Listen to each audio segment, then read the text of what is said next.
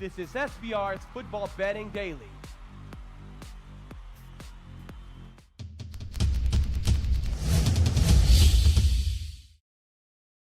Hi, and welcome to SBR Sports Fix. My name is Peter Loshak. This is the Presnap Reads show for November 14th. Of course, we do this show every Wednesday at 4 o'clock Eastern time. Man, I wish you guys could have heard the conversation we were having off camera right before this show started. It was pretty hilarious. It was talking about the sleep deprivation that is a requirement of the job of being a professional sports handicapper, or at least a professional analyst at this time of the regular season, at this time of sports betting calendar. And talking about how loved ones have to understand that. So much stuff goes on behind the scenes. I wish you guys could have heard that. It was very, very funny. How are you holding up, Ian Cameron and Joe Gavassi? Well, holding up really good, Pete. There's no doubt that crossover season is here with 251 college basketball teams on our plate, a time that I really love and a time in which I've prospered. But you're right, a lot of hours have to go into it when looking at college and pro football as well. It's a labor of love, however, and one which fortunately has been successful. Absolutely, Cass. Congratulations on having a successful career in your labor of love, Joe Gavassi. And Ian Cameron, I'm just going to give you a little bit of a congratulations right now. Ian Cameron, I don't know who you are. I don't know where you come from. I don't know what your deal is, Ian Cameron. But I do know one thing about you, Ian Cameron. You were 6-4 against the spread last week in our show, bringing you overall on the year in the Presnap Reads show to 56-38. 56-38 against the spread, 60%, plus 14.3 units, plus 13.9% ROI. That is from day one in the Pre-Snap Read show. That is an absolutely 100% honest and accurate record. Ian Cameron, congratulations, man. Thanks, Pete. I mean, you're right. I mean, that now record is 3 months strong. It's not a 1 week hot streak. It's not a 2 week hot streak. That's now over 2 months of football betting on a weekly basis. So I'm proud of that record. But at the same point in time, we got a couple weeks of college left. We got some NFL left for well over a month. Lots of NFL left. What are we going to do now moving forward? Let's keep it going. You could easily lose your next 14 picks in a row on this show, and you would still be 56-52, which would be nothing to be proud of, but definitely be nothing to be super embarrassed about, or at least hiding your head in shame about. All right, so let's get started with all the stuff we got to cover. Joe Gavassi from JoeGavassiSports.com. Everyone should check that website out. Just give it a once-over. There's a lot of great free informational stuff on there. And Joe Gavassi, of course, professional handicapper, agrees to cover games that we ask him to cover. The first two that we're going to cover right now are not games that Joe Gavassi requested because he thinks there's a big edge. They're just games he's going to cover because we asked him to cover them, and of course he just said, sure, throw at me whatever you got. First one's a tough one. Miami, Florida against Virginia Tech, right? Both of these teams, have been terrible ATS recently. Miami lost to Georgia Tech last week. Virginia Tech got blasted by Pittsburgh. Historically, this has not been a good place for Miami to go in and get a win or a cover. Historically, Virginia Tech has definitely had the edge. This year, though, I don't know. These two teams are kind of floundering right now, but if I had to draw a distinction between them, Miami's defense is good. Virginia Tech's is not. So maybe you lean Miami here. But again, it's not been an easy place for Miami to go, and they are a big favorite right now. What's your take on this one, Joe Gavassi? And thanks for covering this game with us. You can throw all the records out the window about past history. These two teams' current form is what is dominant in everyone's mind. We look at the Hokies. Their slide is 1-4 straight up, 0-5 against the spread, failing to the number by 77 points. Miami on a similar slide, 0-4, 0-5 against the number, failing by 60 points while only averaging 15 points a game over that period of time. Last week, Virginia Tech fell even further into the nadir of their discontent, going up against a Pitt team who beat them 52-22. Virginia Tech allowed Pitt 492 yards over land. Never in the last 22 years has a Bud Foster defense lost their way like this. And if it continues with one more loss, for example, today, they will fail to make a bowl game for the first time since 1992. So where do we look for an edge in this? Well, I wrote an article this week for my Point Spread Prognosis newsletter, available at Joe Gavassi Sports for only $9. Why is the question, YPR is the answer. People ask me, why do I look to handicap a game in which one team will outrush the other by 200 yards? Because if you find that game, you'll win the point spread battle 75% of the time this millennium. Well, here's a way to do it. Look for teams who rush for 5.0 or more against a team who allows 5.0 or more, or any combination that adds up to a sum of 10. Well, Miami has that today, as Miami rushes for 4.9 yards per rush against the Vatek defense, allowing 5.3. That should allow Miami to have some success overland. You mentioned the defense. Miami 11 points better, 179 yards better, and 2.3 yards per play better. We'll take Miami here with the better running game and the better defense in a game where it's loser goes home Saturday afternoon in Blacksburg. Wow, tough game. Joe Gavazzi has tackled it. Now is the nadir of Virginia Tech's discontent. And it might get a little bit worse. He likes Miami. It's a split line right now, 5, 5.5, or 6. So we'll give you the 5. Miami, Florida, -5, -112. Can't say I disagree with it. It just feels a little bit like a side that the Sharps will be probably betting against. Ian Cameron, what do you think, Virginia Tech or Miami, Florida? Well, for me, for Virginia Tech fans this season, the nadir of the discontent is the run defense and Bud Foster. I mean, I'm sick and tired of hearing about Bud Foster on this team. I mean, he doesn't have a defense this year. I know he's been a great DC for 2 decades. I get it. He's had great defenses here for the last 2 decades. I get it. This ain't one of those defenses. All right, so enough about how the greatness and the acumen of Bud Foster already. I've heard it all season long, even when they've been struggling. It's time to park that, because he doesn't have personnel this year to operate and execute his defense. And we're seeing them getting carved up on a weekly basis against the run. And we saw it last week. I cashed a ticket with Pitt last week against this Virginia Tech team. And it was all because I didn't buy into them stopping the run again and there. And that's exactly what happened. Struggled to get off the field. Couldn't contain Ollison, Darren Hall, and that dual running back tandem of Pitt. And I think they're going to struggle here. We know that Miami is a one-dimensional offense. They rely heavily on running it. They don't have great quarterback play. They have to run the ball to be productive. I would lean here with Miami too. Problem is, I look at these 2 teams as bet against both of them. I don't love laying points with Miami. They're struggling every bit as bad. But if I had to pick the lesser of 2 evils for me, it's Miami, but it'll be just a lean here. All right, so it's going to be a pass for you officially, Ian Cameron.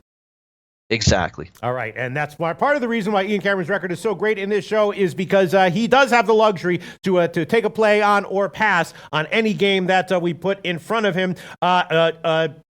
Joe Gavazzi's going to take Miami, though, -5, -112. Next game, we're going to talk about Ohio State and Maryland. Another interesting one. Of course, Ohio State rolled Michigan State. Nice cover last week. First cover in a long time. Maryland lost a high-scoring game to Indiana. And I'm not exactly sure how huge of a favorite Ohio State should legitimately be here. They're around 14.5 points. I was thinking maybe a shot with Maryland team total under. We know that Maryland, the blueprint for beating Maryland this year is to put a strong physical defense in front of them, and that might be what they'll get from Ohio State. And of course, it's a little bit of a look-ahead spot for Ohio State, so not sure how motivated they'll be to run up the score here. So maybe I'm thinking under, maybe I'm thinking Maryland team total under. Joe Gavazzi, what do you think? Ohio State, Maryland. I think the off-field distractions from early in the season are beginning to take a toll on Ohio State, especially when they travel. Look at their road games. They got a win over TCU, no cover, against a Horned Frog team who's clearly on a downer this year. They also went into Penn State. They had to score twice in the 4th quarter to barely escape with a win there. Then there was that debacle at Purdue where they lost by 29 points. Simply not a good road team. Now, admittedly, as you said, the blueprint for beating Maryland is to put up a physical defense on them. Losses at Temple, loss at Michigan, Iowa, Michigan State. Maybe Ohio State's in that mold. They aren't anymore with the declining defense based on what it was scheduled to be the start of the year. Yet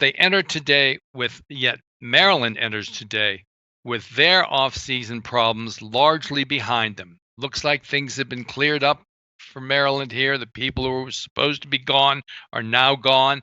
And they played actually a very good game at Indiana last week. I know they lost 34-32, but the reality is they outrushed Indiana 354 to 131, outgained them 543 to 374, but 4 critical turnovers contributed to that non-cover. Well, that's going to happen. You'll only beat the spread 12% of the time if you're -3 turnovers or worse. Maryland does qualify under my second article this week, 5-5 staying alive. It tells you exactly which 5-win teams to bet on. Check that out at Joe Gavazzi Sports as part of the Point Spread Prognosis newsletter.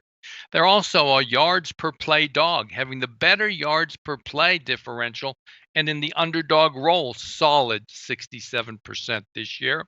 And as well, a reality play from last year's outperformance versus Indiana on the field. Speaking of last week's performance, it was the Buckeyes who took advantage of 3 turnovers by Michigan State to get what looked like a lopsided win, but saw them gain only 315 yards. Finally, you alluded to this, Pete. Ohio State is sandwiched as a big road favorite between Michigan State and Michigan, further contributing to their complacency against the team they handled last year. When it's all said and done, we'll take Maryland here plus the 14.5 points. All right, it did open at 16.5. Now it's down to 14 or 14.5. We'll give Joe Gavazzi 14.5 -106. Another tough one again. This is one we assigned him, not the one that he selected. I was thinking maybe about a shot with the under. Ian Cameron, what's your take on this one? Maryland's the easiest team to handicap from a matchup standpoint. Can they run the football? Right. They can put up points, and if they can put up points, they can cover numbers. That's as simple as that with Maryland. Can they run the football? When they don't, they get buried. I mean, we've seen it time and time again. Lose to Michigan State 24-3, shut out by Iowa 23-0, lose 42-21 to Michigan. What's the common thread in those 3 losses and point spread failures? They couldn't run the football in those games. Can they run it here? Well, Ohio State's got decent numbers on the season against the run, but you look at it lately for them. I mean, Minnesota lined up against them, ran the ball a little bit effectively in that game, allowed them to hang around, cover the number. Penn State ran the ball well against Ohio State. We know Purdue ran the ball very well against Ohio State in that upset win. I mean, Ohio State was shredded by DJ Knox and company on the ground. So I think this is an opportunity for that stable of running backs for Maryland potentially to have success running the football, and that's when Maryland suddenly becomes a little bit of a live football team here from a point spread perspective, because Kasim Hill has not done it at the passing game. They've needed to run the football to move on offense. Problem is the last 2 meetings, I mean, 62-3, 62-14. Has the gap closed that much between those 2 meetings and this? Because Maryland's catching only 14 here. They got to stick within 2 scores, and they haven't even been close to sticking within 2 scores of Ohio State these last couple of seasons. And for Ohio State, can they throw the football because they haven't been able to run it? Maryland's pass defense actually pretty good. 181 yards per game allowed through the air this season. That's not terrible. Yeah, I think Maryland, I'd lean that way. I just don't know if the value's there. So it's a lean to Maryland, but it's an official pass for me. All right, so you think Maryland will be able to run the ball, so maybe you wouldn't be so keen on an under here, Ian. It's tough. It is a tough one. I'm neutral. I'm neutral on the total. I think lean Maryland because I think they could be able to run the ball a bit. Right. But from a point spread perspective, we're talking about 62-3, 62-14. I mean, blown out by 38 plus points in both games. Now you're only catching 14. I would have liked more points. All right, Ian Cameron very wisely passing on these 2 games. Joe Gavazzi, he doesn't care. He's been doing this forever. He knows how to handicap a game and find an edge, even if it's small. Whatever we throw at him, and Joe Gavazzi's going to take Maryland plus 14.5 -106. Again, this was a game that we asked him to cover. Now we'll move on to 2 games that Joe requested. The first one, Syracuse, Notre Dame. Of course, this one's going to be played at Yankee Stadium. Syracuse, very impressive, very impressive. Ian Cameron, I remember you last week. You went head-to-head with Al McMorty. You took Syracuse. He took Louisville. You rolled. Syracuse rolled, and you were correct. My partner in the Low Shack in the Bag show, Jimmy the Bag, also likes Syracuse. They just absolutely are rolling against any team that is vulnerable right now. But now they're an underdog against a very impressive opponent here, Notre Dame. Syracuse is off of 1 extra day. Notre Dame also blasted a team that was just out overmatched and maybe a bit of a towel tosser this year in Florida State. So this is a tough one, and both these teams have been great against the spread this year. Joe Gavazzi, I'm thinking maybe you're going to say that you like Syracuse here. That's the way I'd be leaning. What do you think, Joe? You're thinking absolutely correctly, right. Pete. I'm going to call it my perception reality game of the day. Perception by the public surely has to be that Notre Dame, now at 10-0, will cruise their way to the Final Four with victories against Syracuse today and a struggling USC team next week. I don't think it's going to be quite that easy now that the noose is beginning to tighten. Yes, Notre Dame had a quality win versus Michigan opening week, a game in which Michigan actually outgained Notre Dame. But it's been followed by the pure coincidence that teams like Stanford, Virginia Tech, Florida State, and next week's opponent USC are all in the midst of incredibly underachieving seasons. What would those chances have been as Notre Dame looked at their schedule to start the year? Now they must face an emerging Syracuse team under what has now become quickly veteran head coach Babers and quarterback Dungy. 14 touchdown passes, 12 touchdown runs, the epitome of the dual threat quarterback in the Syracuse offense. Syracuse enters 8-2 straight up and against the spread. They have won 4 consecutive games, averaging 47 points and 512 yards, and it is the biggest game in recent history that Syracuse will have played. Tough matchup for Notre Dame, playing with a little bit of a pressure of an undefeated season against a team playing fast and loose like Syracuse with nothing to lose. The reality is an upset could well happen in this game. I like Syracuse plus the points and will not be surprised if they upset the Fighting Irish, regardless of who quarterbacks for Notre Dame.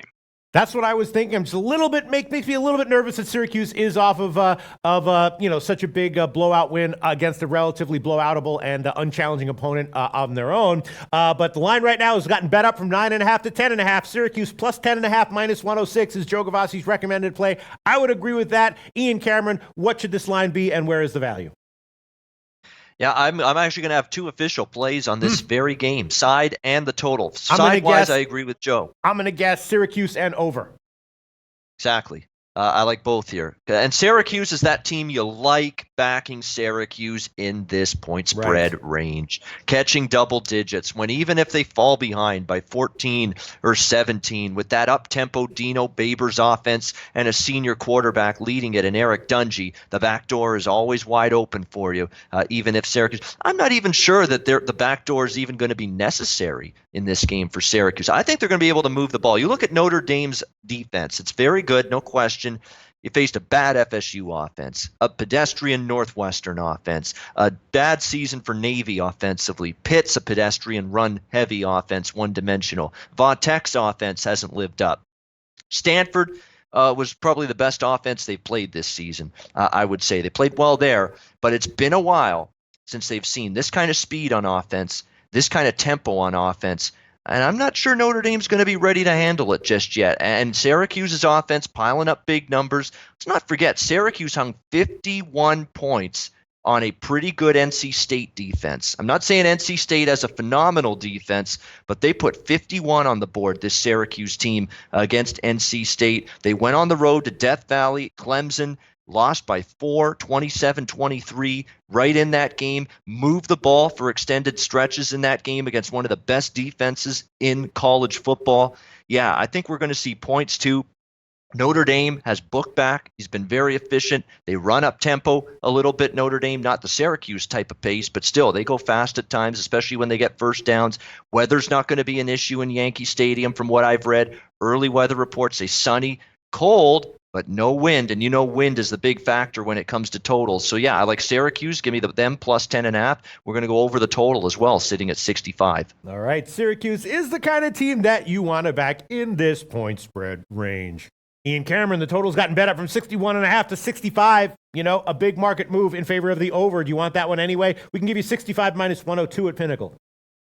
I thought that total opened incredibly low, so I don't mind the 65. I'll take it now still. Okay, Ian Cameron and Joe Gavassi both liking Syracuse here, plus the points. That's the way I was leaning. Maybe before this show is out or on the evening show on the Low Shag in the Bag show, I will add that one to my official slate of picks as well. The last game we're going to cover with Joe Gavassi, another game that he chose himself, that he selected, Tulsa against Navy. Now, both these teams have been dumpster fires from an ATS perspective, right? Tulsa's just not been good. Navy's been bad, and, they did cover as a huge underdog last week, but they've now lost 7 in a row straight up and 1-7 against the spread ATS, which is a little bit surprising to see from a Service Academy team. A lot of times when Service Academy teams wind up being big underdogs, they start to maybe lose straight up, but cover. But Navy has been overvalued, bad against the spread, but so has Tulsa been. Turnovers have hurt Tulsa. Navy's defense is just awful. Feels to me like at the very least we want to think about Tulsa team total over here, and I guess considering the line, I'd be leaning Tulsa getting a few points. What do you think, Joe? Well, that would be totally wrong, Peter. Okay. Totally wrong from a betting perspective. Most of you guys are going to pass this game right by. Pair of 2-8 teams on the season, 1-5 in the conference. But for Tulsa, this is the kind of performance that has become commonplace. Just one winning season in the last 5 years. They enter today on a 4-18 straight up slide. Their only wins this year, Central Arkansas and Connecticut. Bottom of the barrel, Connecticut, that is.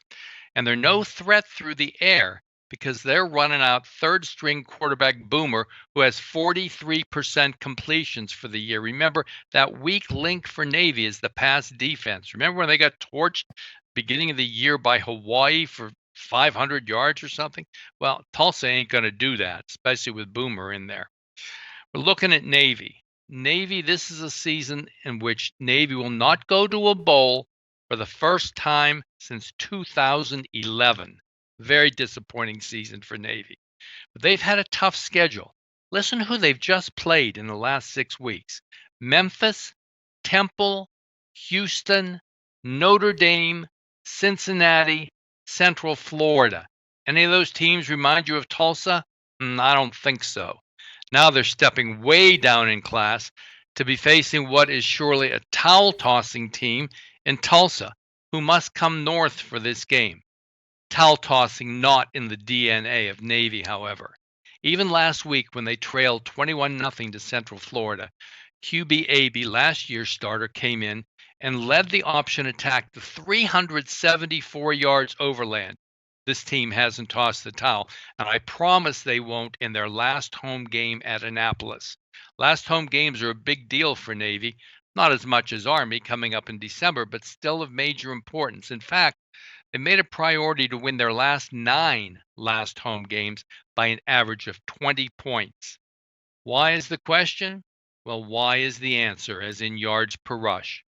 Navy a 5.0 yards per rush offense, Tulsa a 5.1 yards per rush defense. Navy controls the ball overland all day. Tulsa does not have the passing offense to take advantage. Navy steps way down in class and lets the world know, if it ain't broke, don't fix it, regardless of who's running the option. Okay. Joe Gavassi liking Navy here. The line has gotten bet up a little bit. It's now up to 5.5 or 6, so we can give you a Navy -5.5, -108. Ian Cameron, what do you? I was looking at this one. I was thinking, man, Navy just has a bad defense. Maybe Tulsa getting a few points here might be the way to go. But Joe Gavassi, very, very, astutely and appropriately informed me that was totally wrong. Ian Cameron, what do you think? If I am the Tulsa fan base, I would request a name change for Seth Boomer. I'd put Boomer in his middle name. I'd put Bust in his last name. It would be Seth Boomer Bust. And guess what? It would be a bust for Seth. He has been awful. Other than one good game he played against UConn, that's about it. Other than that, he's been terrible. There's been no passing game. It's got to be hurting Philip Montgomery, who loves to throw the football around. He's had good quarterbacks like Dane Evans at his disposal in the past, and he just doesn't have that this year. They already lost Chad President. They already lost Luke Skipper. He wasn't really good either, but it hasn't been any better with Seth Boomer. And Joe mentioned it. I mean, the run offense of Navy versus the run defense of Tulsa is a mismatch. I mean, Tulsa's given up 235 yards per game on the ground, 5.1 yards per carry. I'm not in love with the prospect of laying 6 with Navy because they've just had such a bad season, and they got to win, not only win but win by margin. But I can tell you this right now, I don't want Tulsa. If I'm betting this game, I'm on the middies or I'm leaving it alone. But I'm going to pass on this one officially. All right, so it's a pass for Ian Cameron and Joe Gavassi liking Navy -5.5. Joe Gavassi, as always, thank you so much for giving us all your insights and thoughts and analysis. Thank you for taking every game we ask you to cover. And Joe Gavassi's website is joegavassisports.com. Definitely go there, everyone watching right now, and check it out. See what he's got. Joe Gavassi, just tell us quickly what people can find there when they do go to your website. Make sure to check the articles section. You'll get 2 new articles today. If why is the question, why PR is the answer, and the 5x5 teams. Got to look at those in this all-important 11th game in college football. Other than that, the $9 you spend for my college football point spread prognosis will be the best you spend all week. Thanks for the plug there, Peter. I appreciate both you guys. I learn a lot each week. Good luck to you guys out there. Talk to you next week. It was a lot of pleasure. fun. If it was up to me, we'd be You're a good man, Joe. Good luck. If it was up to me, we'd be plugging your site the entire hour, but of course we can't do that, so we have to give you just a few seconds right there. Joe Gavazzi's website is joegavazzisports.com. Thanks so much, Joe. Talk to you next week. Ian Cameron, while we wait for Al McMorty to join us for the second half of this show, you sent a bunch of games that you're thinking about. Let's start with some of these games that you sent me. First one you sent me on the Thursday night short week game, Tulane and Houston. A lot of problems for Houston, right? They have been struggling. They have a lot of key injuries on defense, and they're still a big favorite here. What do you like here, Ian? I like Tulane. Tulane's a team I like in the underdog role. 5-5, need a win to be bowl eligible, and Houston's not stopping anybody on defense. What have they given up? 40-plus points back-to-back games against SMU and Temple. They can't stop the run. That's a problem when you're playing a triple option team like Tulane. I think they're going to struggle, and I can't lay this many points with bad defense. We see Tulane coming on at the right time, playing their best football of the season right now. This Tulane team, Willie Fritz, good coach, need a win to be bowl eligible. Close games they've played with Houston each of the last 2 seasons. Yeah, all over the dog here, catching points. Tulane plus 10.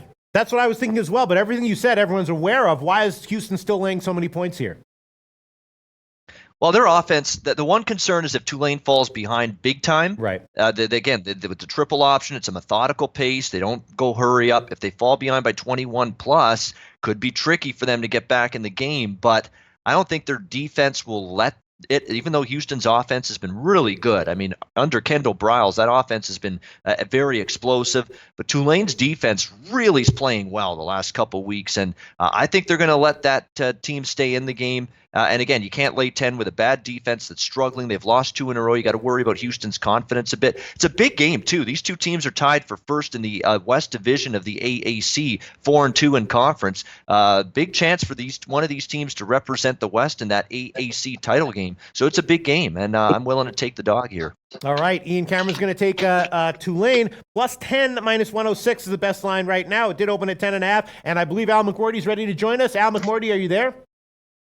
I'm here. How's it going, guys? Oh, it's going okay. It's a crazy time in the sports betting calendar right now. Al McMorty, how's everything going at BigAl.com for you? Busy, just busy. As you said, this is the busiest time of the year. So, stayed up till about 5:30 a.m. last night working, and I'll do it again tonight. See, I would think someone like you, when you've reached a certain position in the sports betting world, doesn't have to do that anymore, staying up till 5:30 in the middle of November in the sports betting calendar. But I guess it's just not true. It never ends, huh?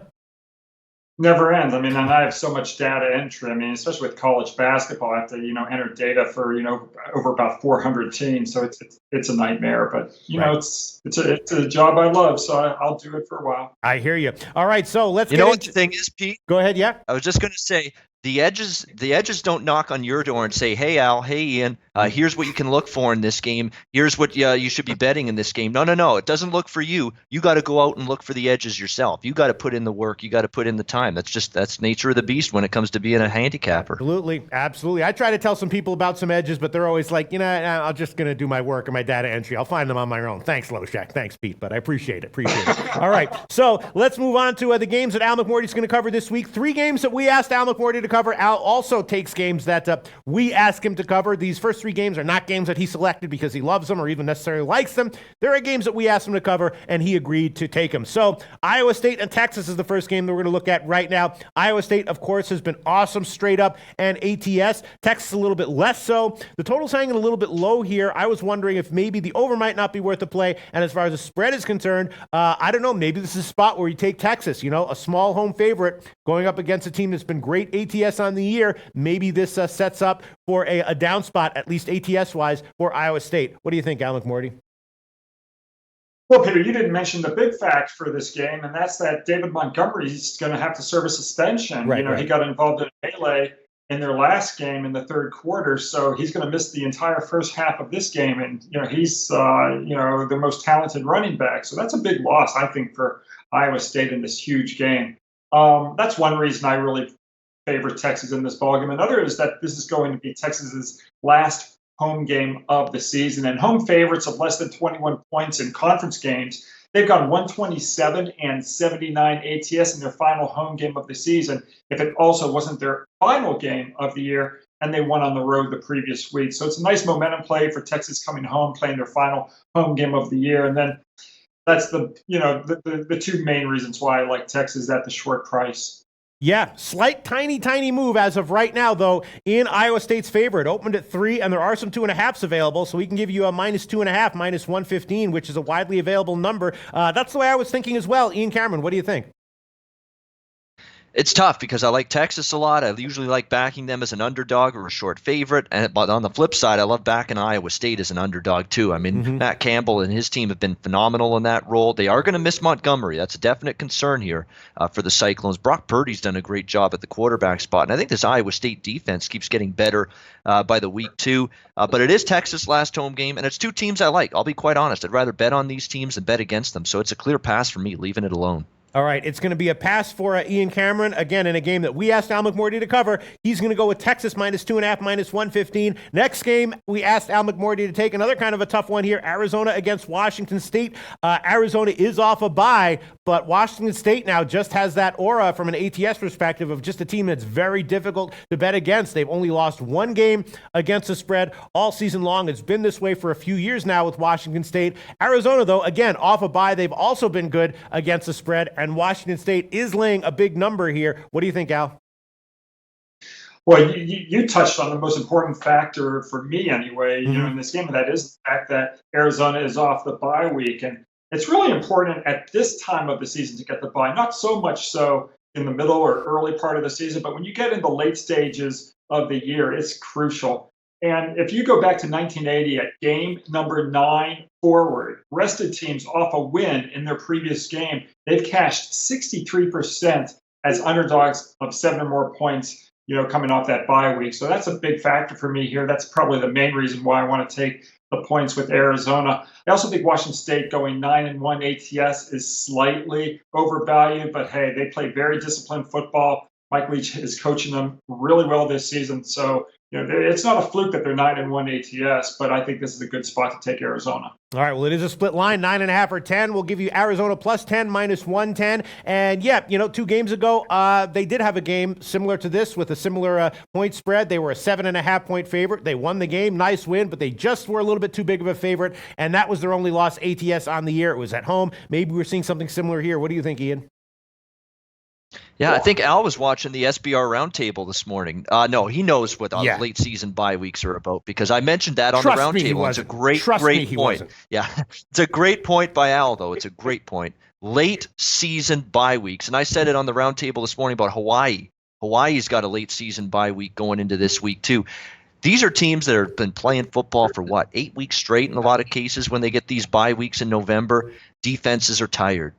Injuries are piling up. Fatigue, attrition is wearing down some of these football teams. To get the bye week this late in the season, it's like a breath of fresh air. You reset the batteries. You got more energy, and you just feel like a different, revitalized football team coming out of the bye weeks. You can't undersell the importance of bye weeks this deep into the season when we're talking early to mid-November in college football. And Arizona's got that here, certainly. And from an overvalued versus undervalued scenario, who's the overvalued team? It's probably Washington State. I mean, the power rating can't get any higher on Washington State. They can't play any better than they have. Arizona had that dismal start, but don't look now. They've covered 3 straight in a row in the last 3 games. They're off the bye. Khalil Tate's playing better. Defense still is not that great. That's my big concern here, but can see what Al's thinking here with Arizona here. They're the undervalued team. It's not Washington State. I'm going to stay off the side just because Washington State's very good. Their pass offense against Arizona's bad defense concerns me, but I might go over the total in this game. I think Arizona will score. Washington State will score. That's the way I'll go, and I'll make that one official over in that game. Over in the okay. Yeah, and there's also one other issue here. Washington State obviously has qualified for a bowl game.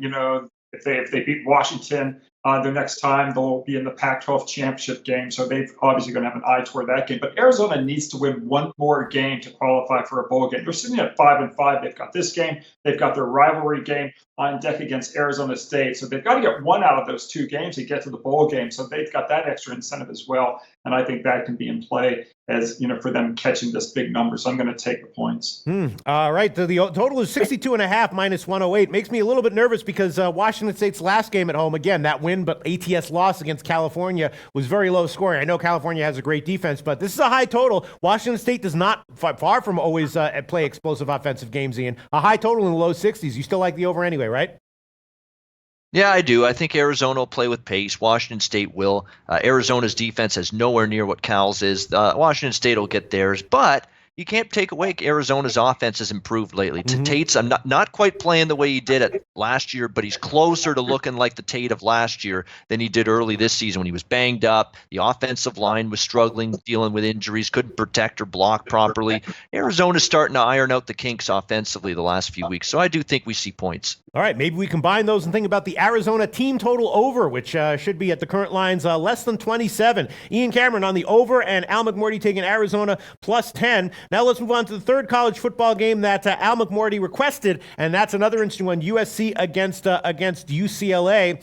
Obviously, UCLA is the much better team overall this year, but again, we have a late season home underdog coming off of a bad, disappointing season, and a lot of times those kinds of games can favor the home team against the spread. We saw that recently in the MAC. Ball State, right? Ball State was a big home dog against Western Michigan. Seemed like obviously Western Michigan was clearly the better team, even though they had deficiencies. But that kind of a spot, that kind of situation, a bad team late in the year as a home dog, a lot of times can have sneaky value. UCLA's getting more than a field goal here. What do you think, Al?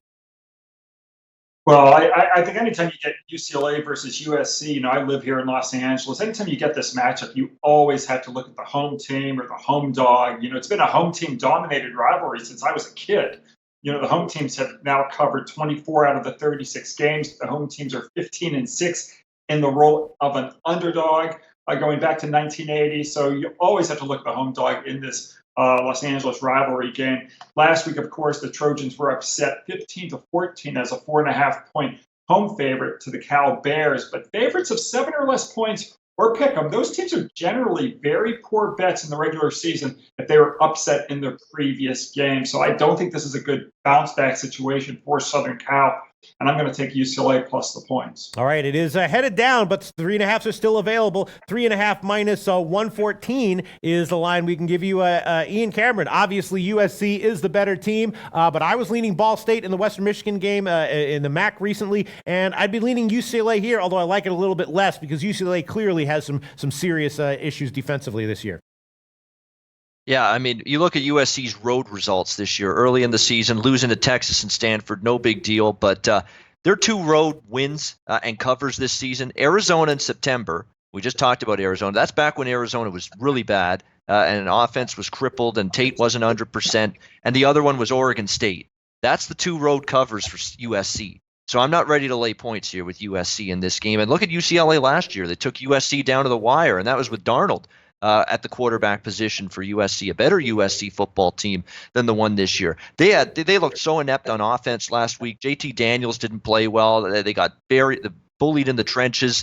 That's a concern here going up against UCLA. I could see them making a case for the home dog. My one concern is UCLA fought the good fight last week against Arizona State, fell just short 31-28. Do they get back on the saddle? But hey, it's an in-city rivalry. Maybe this is the perfect tonic to get you pumped up and ready to play again. So I lean UCLA, but don't love it enough to make it official. All right, it's going to be a pass for Ian Cameron, and Al McMorty is going to take UCLA plus 3.5 minus 114, current line at Pinnacle. Now let's move on to 2 NFL games we're going to cover with Al McMorty. The first one is one that we asked Al McMorty to cover, but it looks interesting, and I think that if anyone would have a good read on this game, it is Al, because of the way he analyzes things. Houston against Washington. They are a small road favorite. Houston off a bye, and of course went into the bye playing very well. 6 straight up wins, 3 straight ATS wins, and Washington, has also been playing well though. 4 out of their last 5 games they've covered. How important is it that Houston is off a bye? How important is it that Houston has been doing well straight up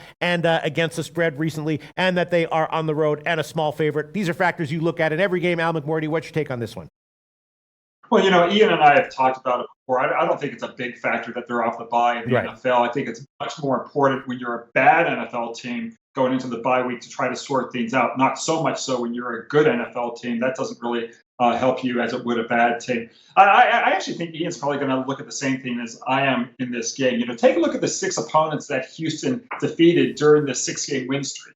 Indianapolis, Dallas Cowboys, Buffalo Bills, Jacksonville Jaguars, Miami Dolphins, and the Denver Broncos. Not one of those 6 teams currently has a winning record. So Washington, of course, is 6-3 on the year. So I think you have to take Houston's win streak with a huge boulder of salt.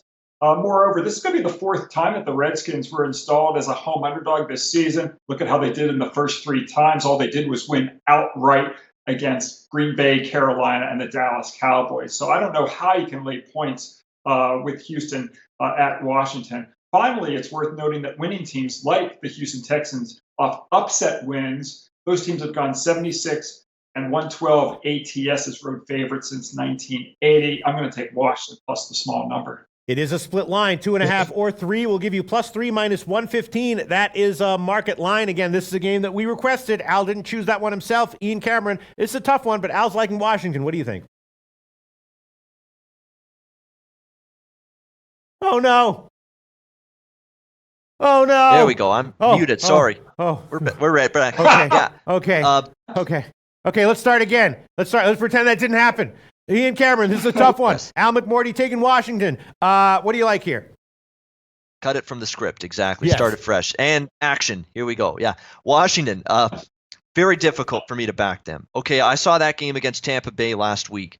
They went up and down the field, the Bucs. How on earth you get 500 yards and only 3 points? That's amazing to me. It was just one screw up after another by this Tampa Bay team. Washington couldn't stop them, and Washington's still very, very banged up. Offensive line injuries, wide receiver injuries. They got away with it last week against Tampa. I don't know if they'll get away with it here, but you're going to ask me to lay points on the road with Houston off a bye when they were rolling into the bye, albeit doing it against a lot of weak competition. I can't trust either team. Want nothing to do with this one. Pass. Okay, it's going to be a pass from Ian Cameron and Al McMorty taking Washington +3 minus 115. Now let's move to the last NFL game we're going to cover with you, Al McMorty. This one you did request, Dallas against Atlanta, and Dallas, of course, beat Philly last week, but they have been inconsistent. Atlanta off of the bad loss to the Cleveland Browns. Sharp guys who took Cleveland, with the points, and some who had the cojones to take the money line got paid off handsomely with the big win by Cleveland last week.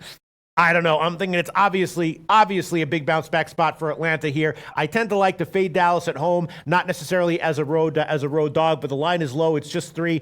Atlanta's got to be a play here, right, Al? Yeah, that's actually what scares me the most. Yes. It's so it's -3, with juice, at 30 cents. It's not -4, 4.5. It's only -3. I like Atlanta here, but I'm kind of doing it kicking and screaming. Yeah, because it is such an obvious play. You've got Dallas coming off the upset win against defending Super Bowl champion Eagles, and I'm always going to go against teams that upset the defending Super Bowl champions when they're on the road the next week, and especially if they cover the spread by 2 touchdowns or more in that upset win. Those teams are just 6-18 ATS going back to 1980. Also, home teams off upset road losses, as Atlanta is. Those teams are 71-43 ATS going back to 1980 versus opponents off upset wins. So it's a good reversal spot, but it is just so obvious. Atlanta, but a little bit nervous. All right, Ian Cameron, Al McMorty really liking Atlanta, but feels very nervous because I like it as well. -3, -120. What do you think, Ian?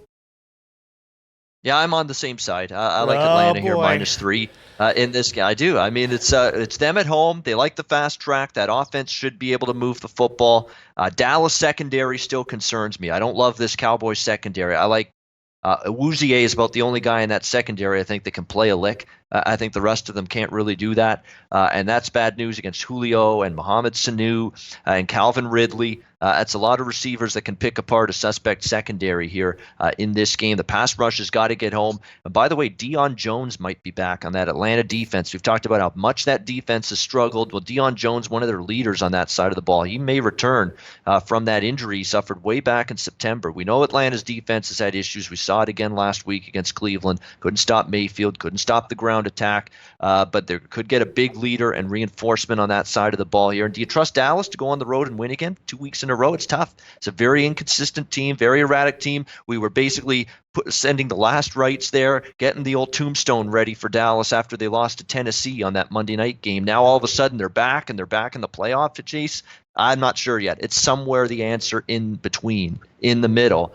They're not as good as they looked last week. And I think it's going to show here. Yeah, I like Atlanta here, -3. We'll make that official. Okay, Ian Cameron's going to take Atlanta -3, -120. And Al McMorty also liking Atlanta -3, -120, despite the fact that Ian Cameron and I also like that play. And that's it for the games that we plan to cover with you, Al McMorty. Now let's move on to the games that Ian Cameron sent to me. And Al, as always, if you have any light that you can shed on these games or lines, please do. We appreciate anything you have to say. And if you want to make an official play on any of these games or pass, it's completely up to you. First game we're going to talk about is Memphis against SMU. Memphis, of course, has been rolling, covered 4 out of the last 5, a very dangerous opponent, a very dangerous team for anyone to face up against. But SMU has also been playing well, and some people were ominously saying in the Low Shack in the Bag show this morning to watch out for SMU this week. They might win outright. They're a big underdog. What do you think, Ian? I agree. I think SMU very live to not only cover but win this game outright. They're a 5-win football team. They're a team that needs one win to get bowl eligibility, and Memphis has beaten nobody this season. They're on the road laying points. I don't trust them. They were fortunate to squeak out with East Carolina in that road favorite role. SMU's coming on. I mean, I'm not a big Sonny Dykes guy. I castrated this team early in the season, but I haven't bet SMU yet this season, but I acknowledge they're playing better. They've beaten some quality foes the last couple. A great win against Houston for this SMU team recently. Ben Hicks is playing better.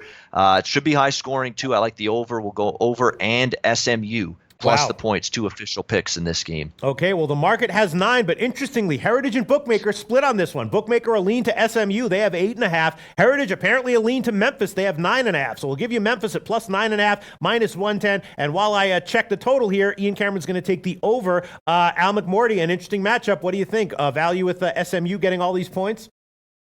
Yeah, I like SMU too. I love taking high-scoring home dogs. They're coming off those back-to-back wins where they scored 45 and 62. They didn't cover last time out against UConn. That might be the only blemish for me. Otherwise, I would make it a stronger play. But, yeah, I'll take the points with SMU. All right, you want to make an official play? Sure. Okay, plus 9.5, -110, and Ian Cameron, the total, all over the place, but the Greek is hanging a little bit low there at 72. We can give you that one. Interestingly, the Greek is still hanging low, and maybe a lean market wide to the under from the Greek. Over 72 is -110. Is that okay for you, Ian? That's okay. It's one of those Pete Loshak low-hanging fruit specials. Oh, awesome. Very, very nice. Okay, so the next game we're going to talk about, another instrument, Pitt, Wake Forest, right? Wake Forest, 2 extra rest days, and Pitt, of course, off the huge win against Virginia Tech. And I guess the question is just, what's the condition of Wake Forest right now? There are some injury concerns for them over the past few weeks, and Pitt has just been absolutely getting it done with that impressive ground and pound attack. They're on the brink of their first ACC championship game. They're a road favorite here. Do we want to sell high right now on Pittsburgh and take Wake Forest as a home dog? Is that what you're thinking here, Ian? Not necessarily. I know Wake is playing for bowl eligibility still, but Pitt's been a team that I've cashed with a couple of times lately. This is what Narduzzi's squad did last year. They got hot. They covered numbers. They won at Miami or home against Miami late in the season. They just played their best football in November. They're doing that again right now. If I wasn't 56-38 on this show and I was having a bad season, I probably would have scrapped this game. But I'm going to keep riding Pittsburgh right now. They've been good to me. They're still getting less than 7. with them laying points on the road. They should run the ball against this terrible Wake defense, and that's been the key for Pitt. I don't love Pitt as much this week as I have the last few weeks, but I'm going to ride him one more time. Official play, Pitt -6.5. All right, Al McMorty, I heard you laugh a little bit when Ian quoted his record. That's a record that I can personally vouch for. I've been tracking this, and that is his actual record in this show, 56-38. No, it's awesome. I'm going to stay away from this game. I have to talk to Ian off camera so he can give me some of the winners. Yeah, no, I mean, all I'm trying to say to you, Al Morty, is if Ian Cameron likes a play, don't automatically think that it should make you nervous if you agree with him. You know what? That's all I'm saying. That's all I'm saying. All right, so go ahead. No, I wouldn't care if, God himself liked to play. I pick my own games. Right. That's one thing you've talked about in the videos that I've been doing. Go ahead. That's the way you should feel. That's the way you should feel. And I've had 38 and 56 seasons, the reverse before. So, But yeah, one take the thing good with the bad. That's always interesting that Al McMorty always says is he just ignores public money, sharp money. He even kind of ignores line movements, right? Al McMorty, it's just if you think there's value at a certain line, you'll bet it or stay off it based on what the line is. You don't put too much value into where the line came from, right? Well, no, you always have to know. You always have to know what the marketplace is doing because you always have to get the best number. That's why you care about the number. Right. But beyond that, I could not care less. If the sharps are on a side, if the public is on a side, I just want to get the best number. Yeah, so I'm going to get the best number about 75% of the time. So, that's the name of the game. Yeah, although it is, I mean, you say that, and I understand, and I believe you, but although you did acknowledge that it made you nervous how quote-unquote obvious the Atlanta play was, so you're clearly thinking that that the line is a little bit fishy, and that how other people would react to it is at least somewhere in your mind. Yeah, I mean, it just looks a little. It makes me nervous, but I'm not going to not play Atlanta because of it. Right. I got you. I look at the number and I'm thinking to myself, like, what am I? Sometimes you think, what are you missing here? Why are they only laying 3 points? Right. Okay, so -6.5, -114 for Pitt. That's going to be a play for you, Ian Cameron. I do, and I want to mention a great point that Al made. I've taken games in college basketball before. I'm taking a 10.5 point underdog, and I've seen all of a sudden before tip-off that underdog's 13.5. Right. I've lost 3 points of value, got the worst of it. No injuries, no suspensions, nothing crazy going right before the game, and yet all that movement toward the favorite ends up being wrong in the underdog. You can't let line movements and fishy lines and numbers scare you. You do your work.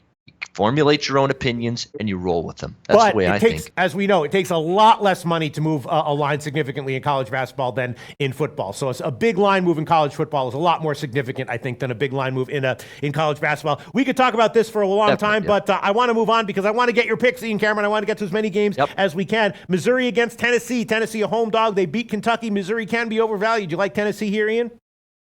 I'm going to try Tennessee again. God help me, but I'm going to be on the Volunteers here. They got it done for me against Kentucky. Obvious letdown, flat spot for Kentucky, losing to Georgia the week before, cost them any chance to win the SEC East. Tennessee, Guarantano's okay at the quarterback spot. I don't like Missouri's defense a whole lot. Question is, can Tennessee stop Drew Lock? We know that's the strength of that Missouri team, but Missouri laying points on the road. Tennessee's fought really hard. I mean, they've lost a couple close games. They're still battling, still giving you good effort weekly. That might be enough here. Give me Tennessee plus points.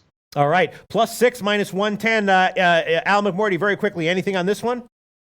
Nothing at all on this game. Okay, so now let's move on.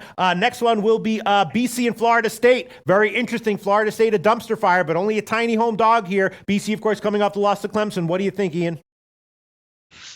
Risky, but I'm going to go BC. I just think it's a better team. I don't know what Florida State's got left in them. I really don't. I mean, that was just another lay-down, terrible performance against Notre Dame. You would think playing an undefeated team would get you geared up a little bit, fired up. Maybe let's try to play spoiler here to this Fighting Irish team. No, they got rolled in that game.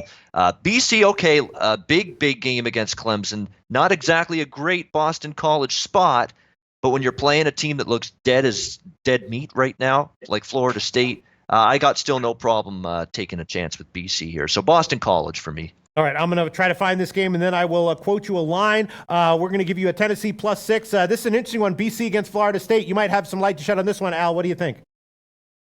Well, I took BC last week plus 20. The line then comes down to 17.5. And we're just talking about always getting the best number. And of course, it comes into play last week where if you took the 20, you push. If you waited on it, you lost. I'm staying away from this game. I don't want any part of Florida State right now, given how they've been playing. I had them the other week, and they got destroyed. So I'll pass. Okay, BC -1, -110 is Ian's play. Mississippi Vandy is the next game you want to talk about, Ian Cameron. Vandy, of course, 3 straight covers. Ole Miss 1-7 ATS over their last 8. Vandy is just a small favorite here. You think Vandy is again, or Ole Miss is again a good fade here, ATS-wise? Actually, I'm looking at the total here. I'm going to go over 67. Ole Miss games just fly over the total. No defense. Tamu's solid at the quarterback spot. Vanderbilt, Shermer's played pretty good, actually, for Vanderbilt. They've moved the ball. They've put up points, but their defense has been suspect. I don't think they're going to shut down Ole Miss completely. Should be high-scoring shootout, like a lot of Ole Miss games, and Vandy's defense has regressed significantly. Yeah, I'm looking over 67 in that one. Okay, Al McMorty, any thoughts? No, I mean, it's weird. Some weeks Ian picks games I love. This week he keeps picking all these games that I have no opinion on. So I'll pass this one as well. Okay, that's going to be over 67, -110. And then the last college football game that you sent, Ian Cameron, UTEP against Western Kentucky. 2 terrible teams, right? They've been also bad. UTEP has been good against the spread as a big underdog. Here they're just catching 7 points, though. UTEP did beat Rice 2 weeks ago. What do you think? Maybe UTEP again has some value catching big points, this time against an unimpressive team?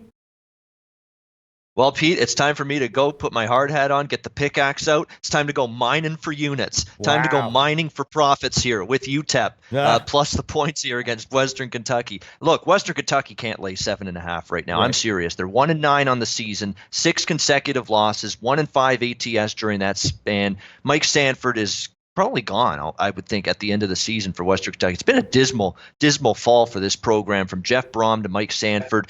Defense has allowed 29 points or more in 5 straight games. I'm seeing some quit from Western Kentucky, too, the last couple weeks. Those were ugly losses to FAU and MTSU. I'm not going to try to paint a rosy picture that UTEP's very good. They're a 1-win team, too. They're not good, but they're 4-2 against the number. They've been undervalued in recent games. Kai Loxley, the quarterback for UTEP's been better. They put up 66 points, 700 yards of offense the last 2 games combined. And even if UTEP falls behind against that Western Kentucky defense, the back door is probably open. This is just a straight bet that I don't believe Western Kentucky should lay 7.5 to anyone right now. UTEP has covered some numbers. Give me UTEP. Let's go mining for profits on Saturday, plus 7.5. All right, well, there's no 7.5s available anymore. We can give you 7 -107. You agree with that analysis, Al McMorty? I don't have anything on this game either. Okay, so let's move on then, because we do have a few more minutes. And Ian Cameron, Carolina and Detroit is one of the NFL games that you asked to cover. Also, Oakland, Arizona, Philly, New Orleans. Which one is your favorite out of those 3? We'll go Carolina, Detroit. We're going to lay with Carolina in this game. Detroit's in a world of hurt right now. I don't like what I'm seeing from the Panthers. No problem with Carolina losing last week. It was a bad spot. Pittsburgh was ready to go, and they jumped on them. This is going to be a different animal. Detroit may not have Darius Slay. It's a bad defense. I think they're going to get McCaffrey, Olsen, Samuel, Funchess. They'll all be able to make plays against this Detroit team. Detroit 0-3 straight up and against the spread last 3 games. And since Golden Tate got traded, Matt Stafford's hanging on to the ball too long, taking too many sacks. I think that was a big weapon that he lost in that passing game. Marvin Jones is banged up. Kenny Galladay's really the only guy they can rely on. That's a problem. Lions running games disappeared, 58 yards per game on the ground, 2.9 per carry the last 3 games. I think Carolina's the far better team and a rock-solid bounce-back bet on spot here. We'll lay 3.5, 4 with Carolina. All right, 3.5 -110. Al McMorty, what do you think? You agree with that analysis? I'm going to stay away from this game. With a gun to my head, I would take the over in the ball game, but I'm going to stay away from the side. All right, Ian Cameron and Al McMorty, thanks so much. We do have to wrap up the show right now. There's 2 other NFL games I wish we could have gotten to. I'm not going to review all the picks because that will take me a little bit of time, and we do have to wrap the show up right now. Ian Cameron, thanks so much. Al McMorty's website is bigal.com, bigal.com. Thank you so much, Al. We'll talk to you again next week. Thanks, guys. Have a good week, everybody. Good luck. Thanks, Ian. Good luck to you, too.